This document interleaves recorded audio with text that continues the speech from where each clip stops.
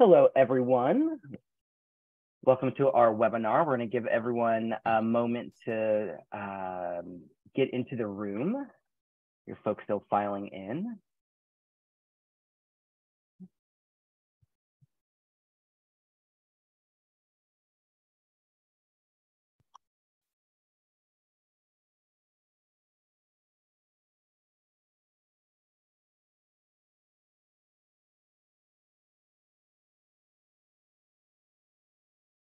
Oh, I lost my video stream. Video panel. There we go. Very fancy looking graphic. I love it. All compliments to Shreya for the design of this beautiful slide deck. Well done, Shreya. Hi, everyone. We're just at 1:01 Eastern time. We're going to give folks just another 30 seconds or so. Hope you all are having a great Wednesday. Staying warm and dry, unlike us in DC, or I know Shreya's buried under snow in Minnesota. We're somewhere in the middle in Michigan right now. Looking pretty gray, but no snow. Okay, I was like that ugly sleet, because that's sometimes worse, but I'd rather gray and dry. All right, well, I'll do some housekeeping as folks continue to stroll in. So welcome to today's webinar. It is the first actually in a series on mental health that the Hepatitis B Foundation and Hep B United are planning. This one is taking care of your mental health after a hepatitis B diagnosis. During this webinar, we will have our attendees on mute, but the chat is open, so feel free to drop a chat, introduce yourself in there, give us your name and organization. We also do plan to have some audience Q&A during this session. So please keep those, to drop those into the Q&A window. And we are recording this session, so should you drop out in the middle of this or have colleagues who couldn't attend today or just need to come back and reference any of the stuff you hear today, you'll be able to do that. And we usually have that turned around pretty quickly. Excuse me. So before we really dive into things, just wanted to spend a moment about your host today. So Hep B United, oh, sorry, I should introduce myself. I'm just in here blabbing. My name is Frank Hood. I have the pleasure of being the director of Hep B United. I am also the associate director of policy and partnerships for the Hepatitis B Foundation. Hep B United is a national coalition of coalitions, of more local coalitions. So we have more than 50 local coalitions and national organizations in nearly half the country. Our numbers keep kind of moving up and down a little bit, but we're really focused on helping those who are bringing groups together on the ground in their different jurisdictions, connect with one another, share best practices, and really learn from our collective brain trust. And that's actually part of these webinars are part of that that collective brain trust, the way that we help provide information to our partners. And we're really, our members as well as the coalition are really dedicated to reducing health disparities and focused on raising education, screening awareness and treatment, linkage to treatment, especially in those impacted, disparately impacted communities. So the Asian Pacific Islander communities, Native Hawaiian, the African immigrant communities, and have been recent increases, of course, within the people who inject drug communities. So, oh, yeah, nice little, that was a nice little effect. It's nice. That caught me off guard. I had looked at it not in motion. So today we have one of our Just Be Storytellers. Our Just Be Storytelling program is in its 6th year. Oh, no, actually going into its 7th year, sorry. Really bringing individuals impacted with hepatitis B, bringing their stories to the forefront in videos that really show the impact of hepatitis B on families, whether it be through issues with employment or access to treatment, how the disease impacted their lives, a whole host of different items. We're now at more than, I believe, 60 storytellers, and continue to try to grow that. So we will drop into the chat a link to, if you want to apply to attend our next storytelling workshop, which will be in June, I want to say, in Pennsylvania. But David has been a storyteller since 2019 and has a really compelling story. And actually, we were just chatting about this before the webinar. David's sharing of his story during a World Hepatitis Day event in late July this year with the Hepatitis B Foundation kind of led to a conversation within the organization around how we could better, as an organization, tackle the intersection of mental health and hepatitis B. We're really focused on finding a cure for hepatitis B, for combating stigma and discrimination, for increasing access to vaccination, to testing, to treatment. But we don't necessarily have a pillar that was around all the mental health aspects that come with it. And so we're starting to change that. And this is part of that. And so I'm thrilled that the person who helped kind of inspire some of that is the one that we're able to talk with. So I'm going to be quiet here. I'm going to play David's story, and then we're going to have him take over and guide the conversation. Let me pull that up.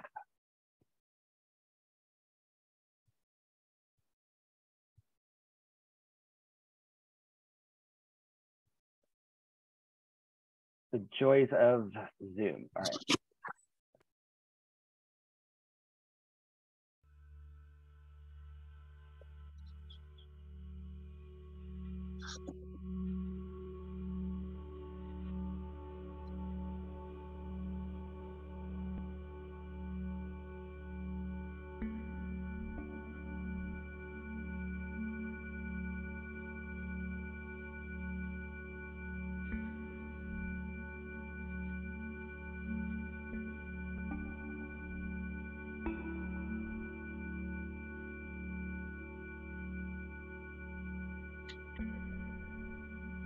I was adopted out of South Korea when I was 5 months old. I remember my parents taking me to the clinic when I was 13 and hearing about this thing called hepatitis B. I was in middle school, thinking about dating, doing sports, not about having a chronic illness. The doctor said, "You can live a long, healthy life," but nobody helped me talk about the things that mattered to me. It built up, and during freshman year in high school, I tried to stop all of the questions by swallowing a bunch of Tylenol pills. After that, I started therapy, but it focused on my suicide attempt and not on hepatitis B. In my early 20s, I found opioids. They were an escape from feeling. The silver lining was that my loved ones noticed, and we started talking about it, which led me to talk about Hep B for the first time. And things started to change. I still alternated between not caring, being worried, and wanting to ignore it. I didn't go to the doctor as often as I should have. Then, in November of last year, I found out my liver wasn't doing so hot. The doctor suggested a liver biopsy. I went home afterwards to have dinner with my parents. The spinach from their garden was crisp. The smell of garlic filled the house. We laughed and enjoyed each other's company. I thought, I like this moment. I want more of them. So I scheduled the biopsy.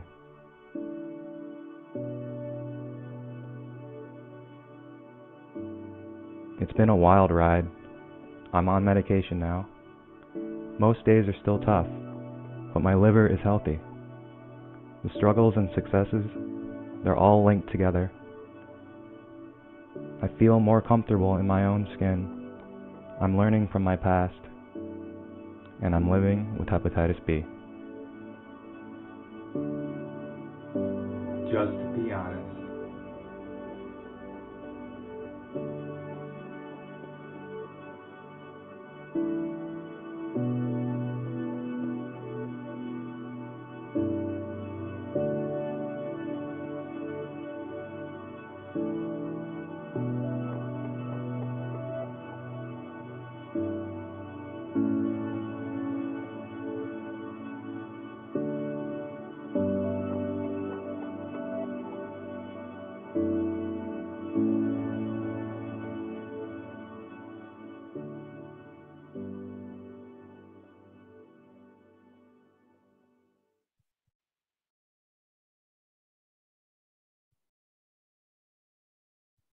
Thank you so much, David.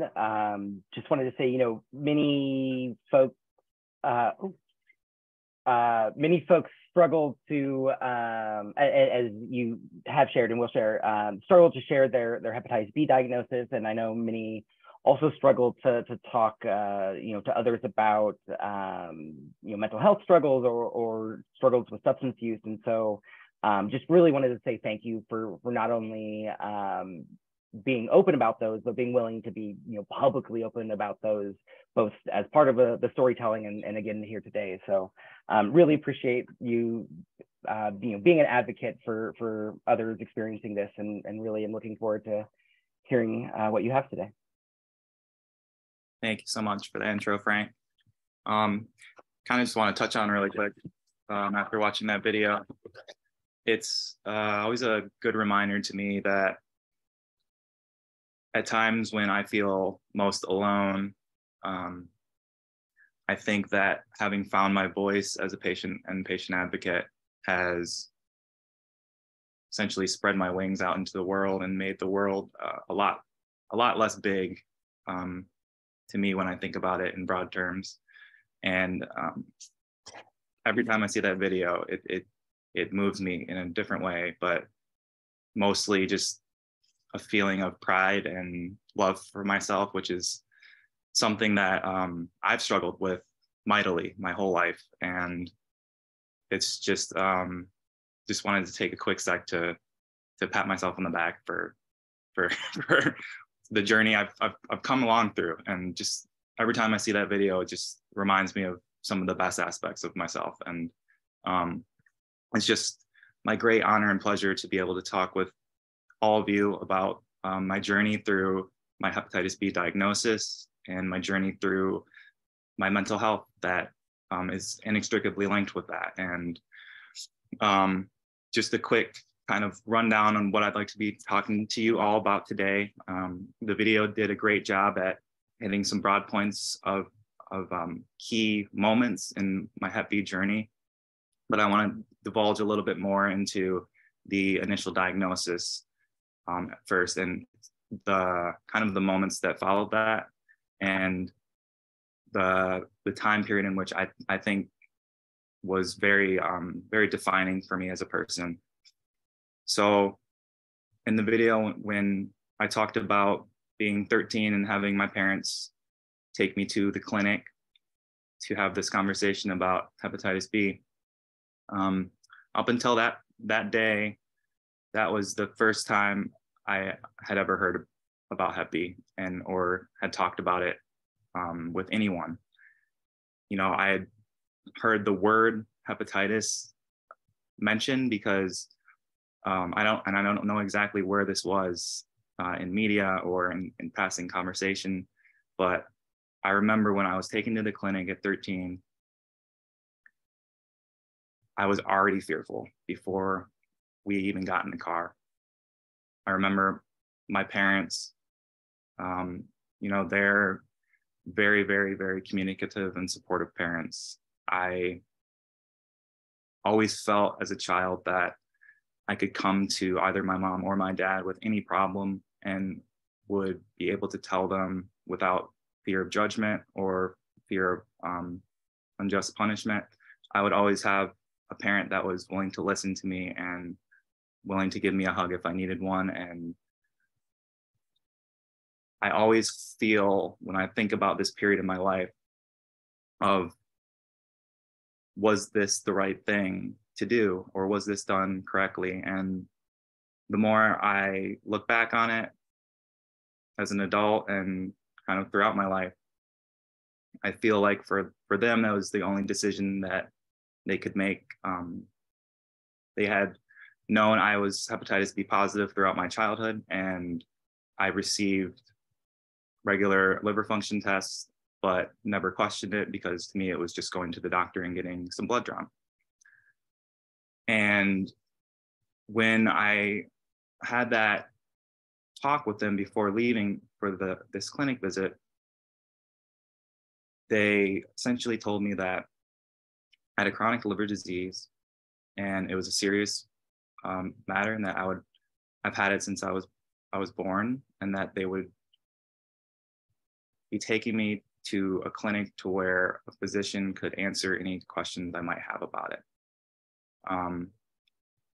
The car ride over there was very, very silent, but if thoughts could speak, it would have been as loud as a concert, because I remember thinking so many things, and all of them were so broad in scope that by the time I got to the clinic and we made introductions, and the first 10 minutes was spent essentially explaining the basics of the disease and what it means in relation to my liver, I felt like I was in the middle of a hurricane. So while I did hear things that were being told to me, they were going kind of in one ear and out the other, and then back in that same ear and back out the other, where I could focus enough to catch moments and remember key statements like, you have the chance to live a long and healthy life. To me back then, I didn't believe that. I remember when I was told about the transmissibility aspect of Hep B, that was when I completely shut down, and I don't think I was able to process much of the information that was given after that. But one key takeaway I do remember from that visit is my physical health was talked about that entire time, but at no point do I remember having a conversation that involved talking about how I was feeling about what was going on internally.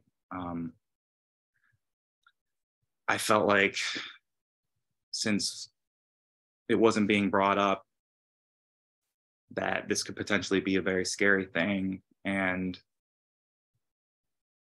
since I wasn't asked how I was feeling about it, at the time, I felt that all the fears and the anxiety that was swirling around that 13-year-old mind of mine back then, I felt a bit like I couldn't ask the questions that I think I needed to back then. So we left that initial clinic visit with, I think it was maybe 30 minutes to an hour. And I remember my parents asking me if it went okay and how I felt. And I'm sure as a 13-year-old kid that was scared at the moment, what I did was I masked my feelings, and I did my best to tell them that I was okay when I wasn't. There was a long period of time after that appointment where it's hard to really even remember what my mindset was. I think I was wanting to be so far away from my diagnosis at that point that any kind of attempt from my parents would have been met with, I don't want to talk about that, or just non-acknowledgement, because that initial diagnosis clinic visit was the first and the last time I talked about Hep B at all in any capacity for at least several years. And I want to take this moment to really hammer home that the time spent internalizing all of those fears about hepatitis B and having all these questions in my head swirling around, such as, why do I feel so bad about this? How am I going to navigate my social life in high school after this, especially with the sexually transmitted disease part of the equation? I remember that these were such big questions for anyone, let alone someone that age. And I did my best to I think push them down into a place where I could kind of still live and kind of just survive day to day. Because in that video, those questions that were on the screen when I was referring to my diagnosis, and especially when the biopsy came into play, the questions like, can I start a family? That's a very, very raw question to ask yourself at that age. And I found that because I had internalized Hep B so much and kind of created this bogeyman in my mind to where I didn't have any facts about it. So, you know, I could have taken the physician's statement of most patients can live a long, healthy life, and, you know, treatment might be necessary for a small percentage, but there's positive results in that area. I wasn't in a place to really absorb that information because I was so traumatized, I think, from that diagnosis. And when I think of kind of what I might have needed or wished I had in those moments was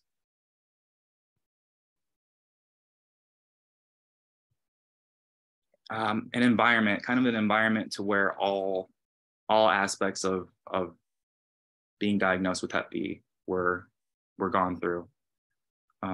Because, you know, this, especially for anyone, but especially for a kid, if you look at your physician and people in hospitals as authority figures and people that you're looking up to and expecting to have answers. And I think I shut down a bit when I didn't get the answers I had imagined, or when I didn't, when I wasn't able to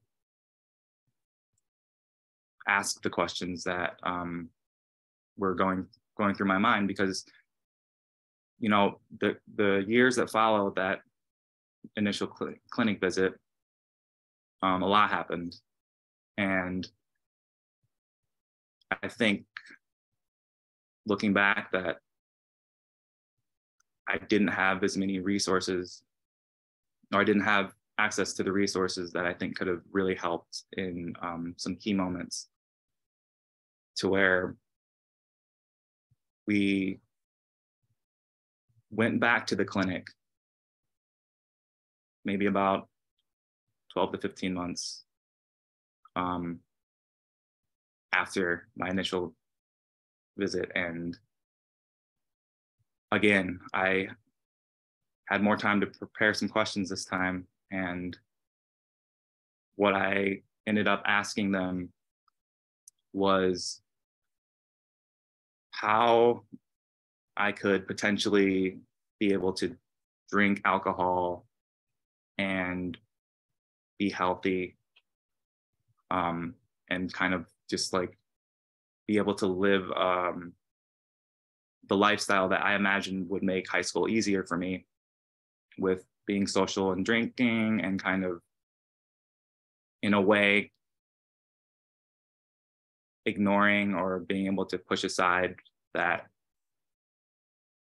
ever-present thought that was in my mind and back then, that, hey, I have this liver disease and this is serious business. I can't just live my life as if I don't have it. But unfortunately, that did happen to me. And by the time high school started, a lot of the big ticket issues that weren't addressed regarding Hep B, they got worse because I wasn't taking care of them or talking about any of the things that were bothering me. And what happened was, in 9th grade, that lack of attentiveness and lack of care to these core issues that were really bugging me and causing me a lot of trauma, it would leak out into other aspects of my life, to where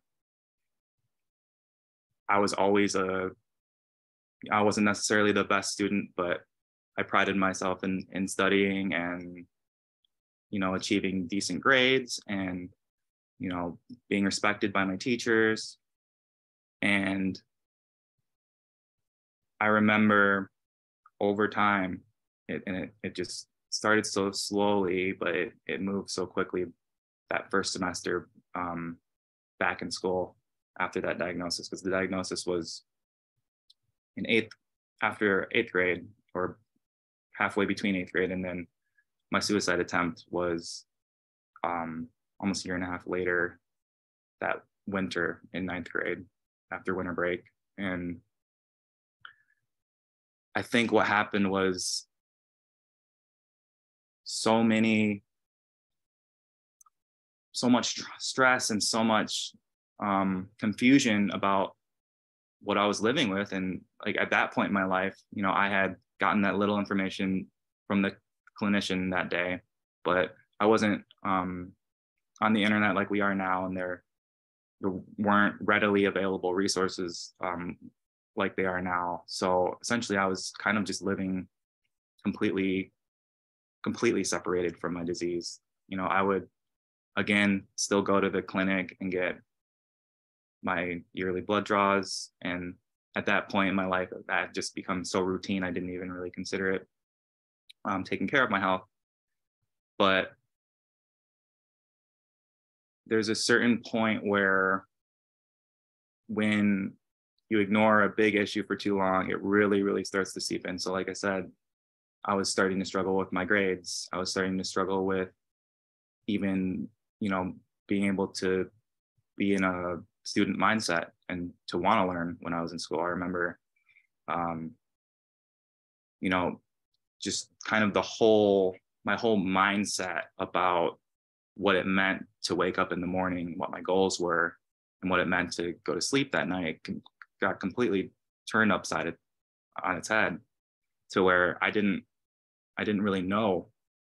By the time I was like 2 months into high school, I didn't know what I was there for. I didn't know what I wanted.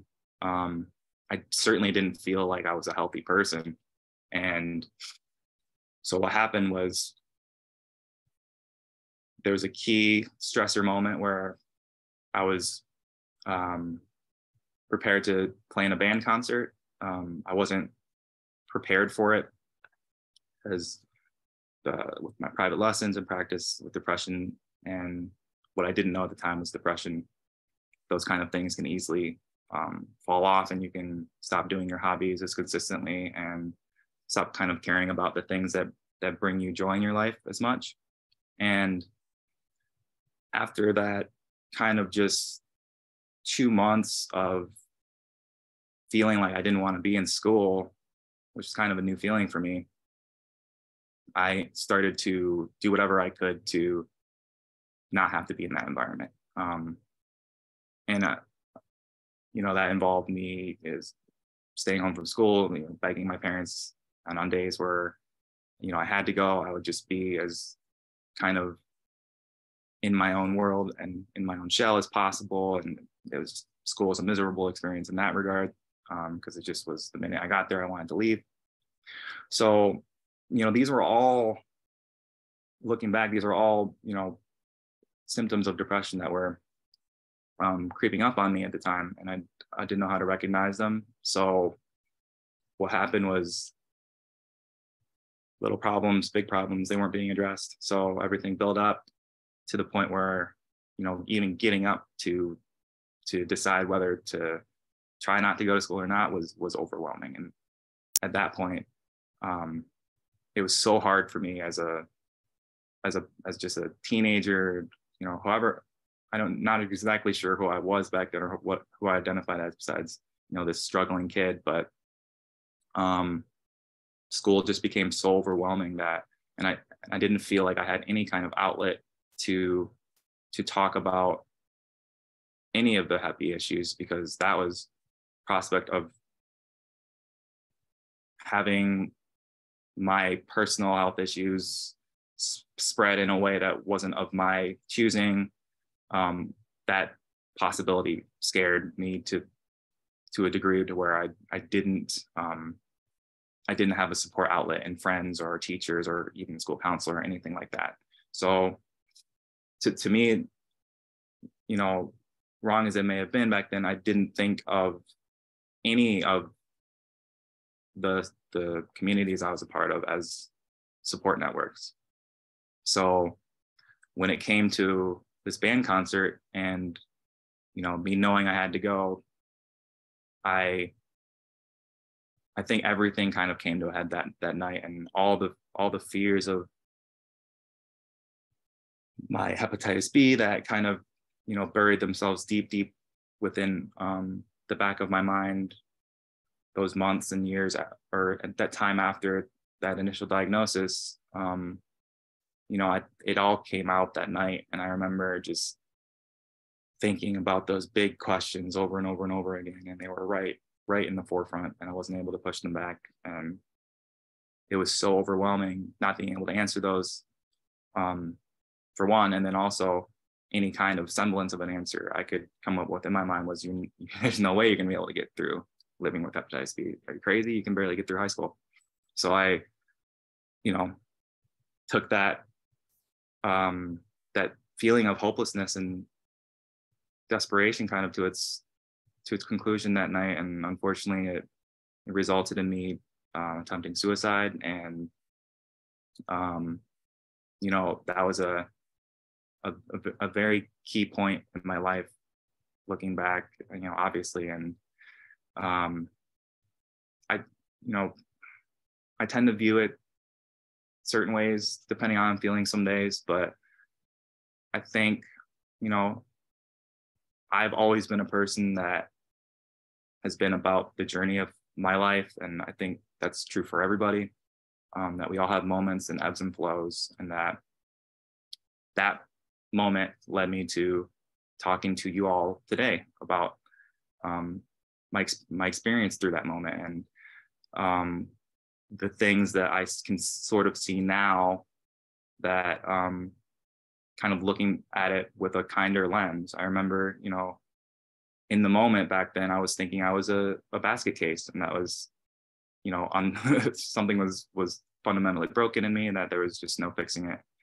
So for me, I think that was a very negative but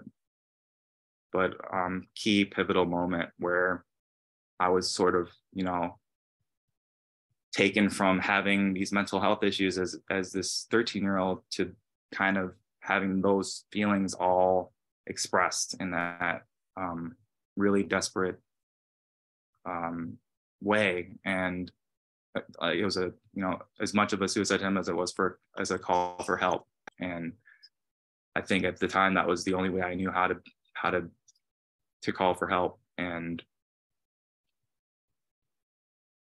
you know, there was a lot of, you know, panic from my parents, I'm sure, in the moment. But going back on, you know, how I talked about them earlier and their style of parenting, as much as I blamed myself for a lot of that back then, they never made me feel like I couldn't reach out to them, to where I wasn't able to reach out to them with, you know, these overarching hepatitis B problems, but I at least had an environment where, you know, I told them the truth the morning of, and they drove me to the hospital. Unfortunately, I'd taken the pills the night before, so it had already been too late to remove them in that regard. But they, you know, supported me just as I knew they would through any crisis. And I was taken to University of Michigan Hospital, and kind of that moment would be my intro to the mental health system, as I would call it. And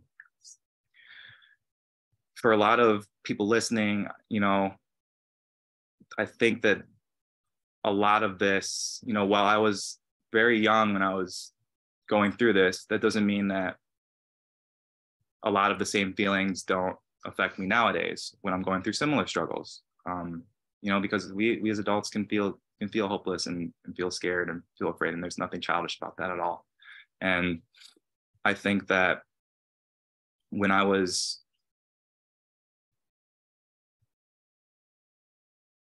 initially taken to that psychiatrist. So after I was taken in for the suicide attempt, I was taken to a hospital psychiatrist, and had a conversation with him and my parents about why I was there and what happened, and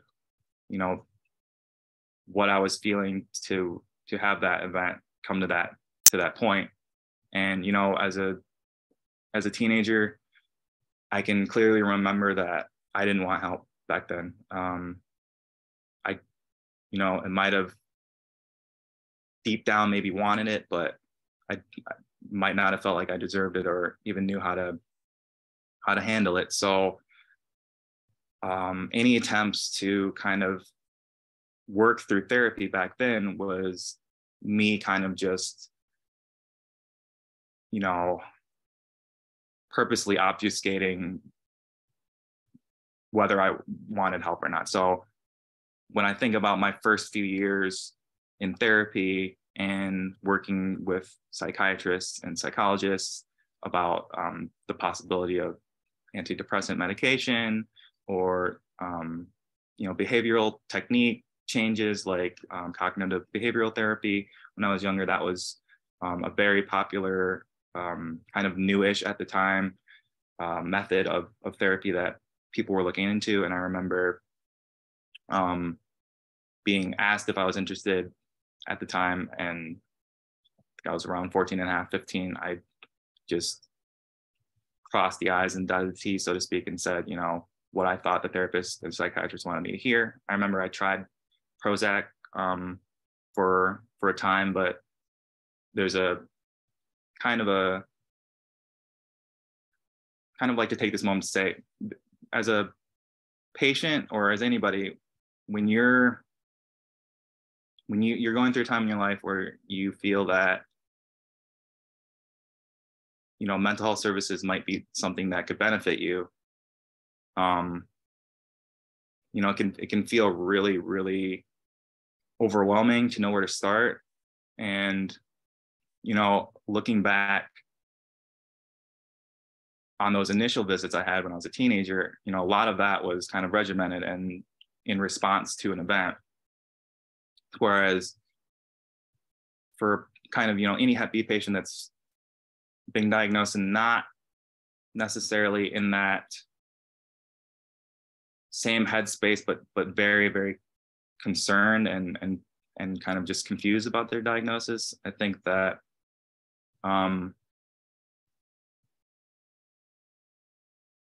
we sometimes think of mental health as only certain things like therapy or medication or your support system. And it is that, but it's so much more. Mental health is not a, it's a pretty umbrella term. It covers a lot of aspects of our lives. And mental health can be something like having communication with your doctor, and good communication, meaning that having a relationship with your Hep B doctor or your primary care to where that you can come to them and ask them any question that you need, and that you'll be respected and have a dialogue with them. Not everyone has the privilege or the benefit of being able to, be in therapy at no cost, because a lot of the resources that were available to me were available free of charge, because at the time I was on my parents' insurance, and in other times in my life and currently been on my state's Medicaid system, which allows no out-of-pocket costs for primary care visits, therapy appointments. So there's always context to an individual's situation when they are going through a crisis, whether it be through diagnosis or through dealing with said diagnosis. And I think that having an avenue for that conversation, I think with your physician, or with a physician and a therapist or psychiatrist, especially one that's in the care or taking care of said patient. I think that, just a basic kind of dialogue can get the gears rolling in a patient's mind, and kind of, potentially lead them to be able to advocate for themselves a little, or make that the pathway to advocate for themselves a little bit more clear. Because I remember, having several opportunities throughout my teenage years to kind of just reach out in a way. I remember there was a mail chain email support group back then, but I was a teenager and just wasn't interested in that format. I think I was just so far removed from like caring about my Hep B status at that point that it was kind of a moot point. But I say that because, mental illness isn't a linear thing. It changes throughout people's lives. And I think that, as we monitor Hep B through patients, and how that is such a huge aspect of patient care, that, it's so similar with mental health, is that we're monitoring, the overall course of someone's, emotional state. And for me personally, some of these, things that were talked about in therapy early on that I didn't care about because I just wasn't interested in being helped, they have helped me so much now as an adult, and just as a person that's on treatment now, and kind of just in more of a management role, and taking care of his Hep B, as opposed to me when I was in my teens or my 20s, or I would say I was a supervisor, but I wasn't supervising anything in relation to my Hep. And I think that when it comes to taking care of my mental health personally in regards to Hep B, me personally, I can sometimes like think my way out of an easy solution, to where, journaling as it's been something that's kind of been like a huge part of my life, but I don't give it the respect it deserves. And I think that, it can be so simple to just like write or type your thoughts about a certain event in the day, or a certain feeling you had, or just your general mood in general. Having just that chronological reference point is so important as patients, and as, especially people with mental health issues, because what happens is that when you're in a deep depression, or when you're going through, generalized anxiety to a degree where you can't function, a lot of your thoughts are jumbled or unreliable, to where, you'll be thinking in all or nothing terms, to where, it's either I'm, getting all my emails taken care of this week, or I'm a failure. It's either one or the other. And when you're in that mode of thinking, and depression loves to latch onto that kind of mindset and modality, it can really interrupt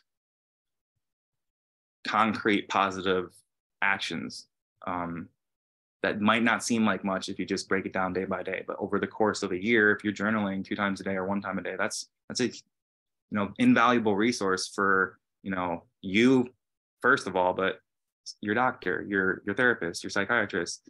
And well, personally, I would love to see kind of just the systems communicate with each other more, as far as the mental health aspect goes, and physician side of things, that we can also, as patients, make steps to speed that process along, I hope. And bringing up your medical history isn't just your last blood pressure reading you had. It's the last psychiatrist visit you had, what you talked about, how you're doing mentally. those are all things that can be talked about with your doctor, and that, you know, even if they don't necessarily give it the response that you would like, just getting it out there, I think can sometimes, you know, subtly make change incrementally. But, you know, so I look at a lot of these encounters and moments I had as a youth, and, you know, can't help to think that if I was struggling, you know, that hard throughout that period of time, and help was just something I wasn't ready to accept at that time, or maybe the diagnosis was just so big and had gotten so big to me that I needed a lot of time to break that down into kind of just answerable and approachable questions. Because I remember it took me multiple therapists, you know, didn't happen until my early to mid 20s, to where I actually started talking about Hep B as a subject directly in therapy, to where, you know, a lot of my concerns or things that were bugging me, when I was able to talk about that in therapy, we were able to create action plans to, you know, figure out and kind of work through these fears that are super legitimate, and that, you know, every patient is going to have at some point to some varying degree. You know, it's not going to be as intense for everybody, but it's going to, you know, no one's going to take a diagnosis with a chip on the shoulder and not react at all. So, you know, that I just think there's so many lessons and moments to where I can look back, and it doesn't make me like frustrated, more just makes me determined to further talk about the opportunities we have now and in the future. Mental health has always been something that's been talked about pretty fluidly in my family, but as I've known a lot of my friends and their families, it's not in some families, and that, you know, talking about mental health is still very taboo for a lot of people, and especially for men and young men. I tend to gravitate to a lot of activities and hobbies that are extreme adrenaline rush dumps, and I find a lot in those sports that there are a lot of mental health issues below the surface that just we need a little bit more time to talk about openly. But I'm seeing progress in other avenues of the world I interact with, and I think that with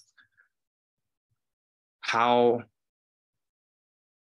interconnected I believe that your physical health and your mental health is, I think that we should be working towards a world where your physician, the patient, and their mental health provider, if they have one, all have the clearest possible picture of that patient's health, both physical and mental, and how to help that patient in you know, the best way that the team can figure out. You know, I've always been so thankful for, you know, and based on that physician's just visit, you know, when I was 13, I didn't necessarily paint the brightest picture of that particular physician, but she did, you know, what she could back then. And what I realize now is that having a solid foundational relationship with my liver doctor team has been such a bedrock and a foundational support system for me, because I think when I visit the hospital, or whenever I get my biannual liver function tests to see if treatment's still working, that I'm doing the same process as I did when I was 17, but there's so much more care and intent behind it, at least internally for me when I'm going. So it just, they mean more to me now. And, you know, I think that we as patients, and I'm even seeing this in myself, like as concrete and as solid as a relationship I have with my liver doctors, I don't know if I've ever emailed them or sent them a message through the health portal about a mental health issue I was having. You know, I've talked to them frankly about anxiety issues and depression issues I've gone through in the past, and especially during the time when we decided on a biopsy. I was honest with them about what my mental state was, and it was not great back then. But you don't feel that, you feel that separateness as a patient, and especially as someone that's been, you know, in many therapy sessions, many psychiatrists' office, many liver doctors' offices, and many just general practitioners' office. There's a distinct, I wouldn't say disconnect, but separateness that you feel, to where it's like you have to cross a bridge and cross a river to talk about mental health while you're in a appointment for your Hep B. And, you know, that's I think we can do better than that. I've seen the potential for what support can look like when it's focused and really well applied. Some of the, you know, the main resources that I use are positive coping strategies that I learned in therapy when I was younger and through my 20s. So when I was going through kind of my period of you know, learning my self-care routines and what to look out for my own mental health, and kind of signs to be aware of for me personally when I'm, you know, having more anxiety than usual, or a bit more depression than usual, or reacting to a specific event in my life that might be negative or positive. You know, those are all tools that I've you know, had at the ready, but that doesn't mean that there aren't, you know, other tools that involve more than just kind of your own internal toolkit. And, you know, as I mentioned before, me having a, you know, wonderfully supportive relationship with my liver doctor team, like, that is invaluable for me. But I've seen myself, the Hep B Community Forum, I think it's called hepbcommunity.org, is, you know, Dr. Thomas too is such a wonderful individual, because he's able to come from so many different perspectives, being a patient or researcher himself. And I've seen the magic of this place, to where, you know, if you're having a very specific mental health issue due to your diagnosis, whether that be, you know, you don't have enough information on it, whether you know, how your Hep B is going for you personally, any kind of question that I could have thought of that I would have wanted to ask when I was 13 in that clinic, that's a forum in a community where you can ask that question knowing that you're going to get a response from someone that is qualified, and someone that most likely either knows directly or treats people that have this same exact condition as you. And that, I think that resource is so invaluable, because it's also you can do it anonymously, so you don't necessarily have to reveal your whole truth 100% and put it out on your front door. There's ways to get support specifically in relation to Hep B through groups like the forum I just mentioned. There's also a page on Facebook called the Hep B Trust. I believe it's based off in the UK, or that's where the admin does most of his work from. And I see so many specific questions asked there. I see a lot of despair, honestly, because of lack of knowledge of test results or what they might mean. And, you know, I can't speak on what happens in other places in the world or other health systems. But what I can say is that for me, it would have been almost a game, or not game changing, but just it would have been relevant and significant to have been told that there was a community of people that I could talk to, or a community with doctors that have the know-how to answer specific questions I might have. And, you know, from that, there needs to be so much more done. But as patients now, there are more resources than there were 15 years ago. And from what I've seen in those two communities, there's a magic there that I think that scared kid I was back then, you know, I'm not necessarily saying it would have changed everything or changed anything, but it would have been another option for me, and another kind of just a way to see that there's other people in this. You're not alone. I know, you know, the main points we hit on a lot in this community is that, you know, there's so many missing millions that don't know they have it. And that I just think that, you know, once these people are found and diagnosed, that, you know, that's not the end of the journey. It's an ongoing journey from then. And I would hope that everyone in every country, in every situation, when diagnosed, has enough resources and is given an avenue for support. And I just, it's hard to kind of, for me to want to go back and change things. But what I do want is for other patients, you know, there could be a 13-year-old kid right now somewhere out there feeling alone, and I would just like less situations like mine to happen in the future. And I think that, you know, advocacy for me has been a kind of a gateway into nurturing and really growing the parts of me that I've realized that I love the most.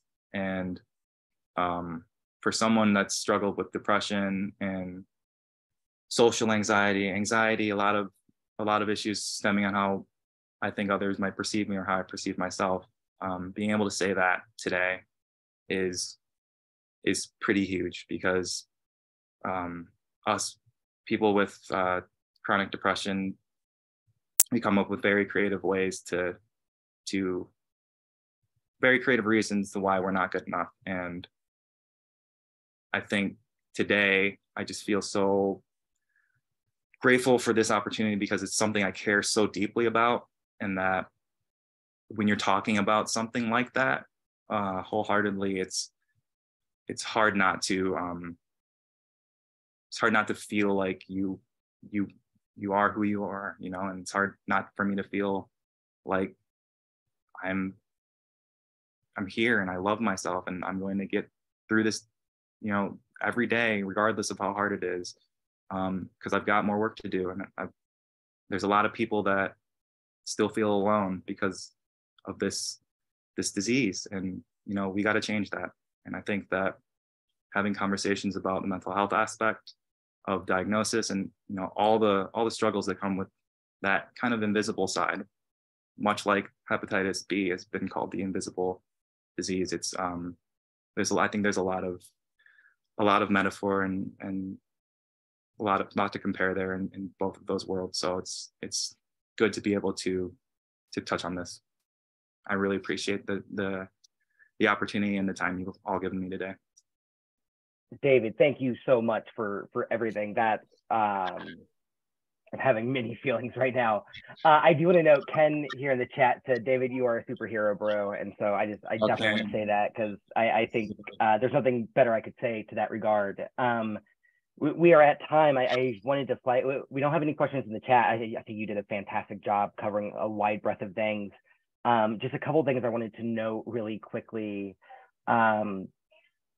The hepbcommunity.org that you referenced is actually something that the Hepatitis B Foundation helps support, and we help moderate. And so, when we talk about that being a good community, thank you for flagging it. Do know that it's the same, some of these same groups of like my expert colleagues helping make sure that that community stays a source of truth.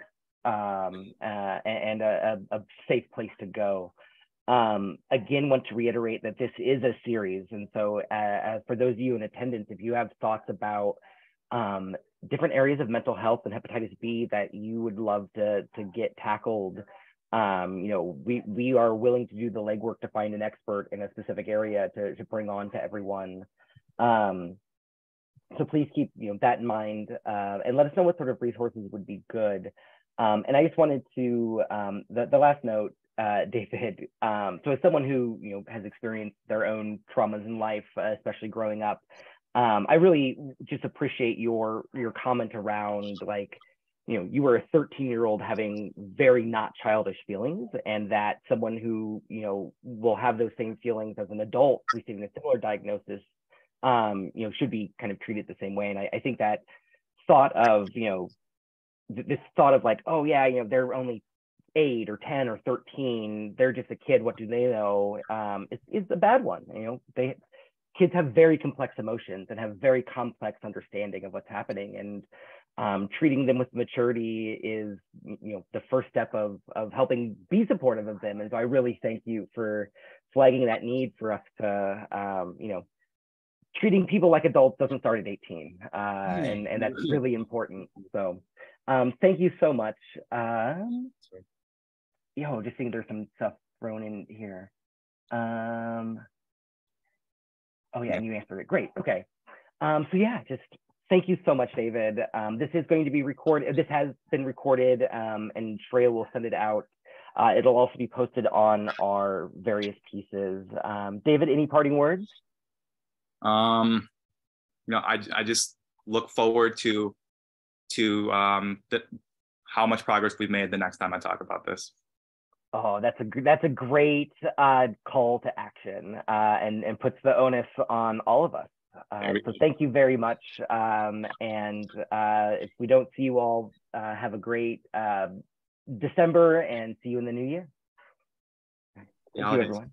Take care.